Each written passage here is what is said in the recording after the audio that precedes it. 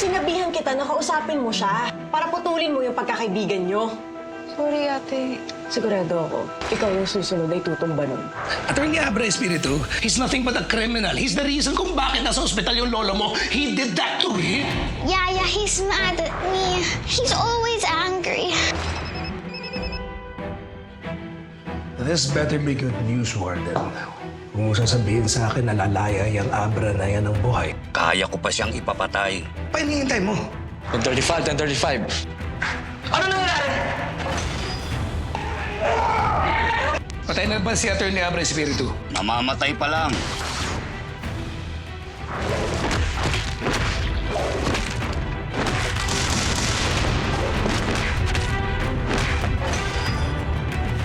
Carlo J. Cabaras, lumuhod ka sa lupa.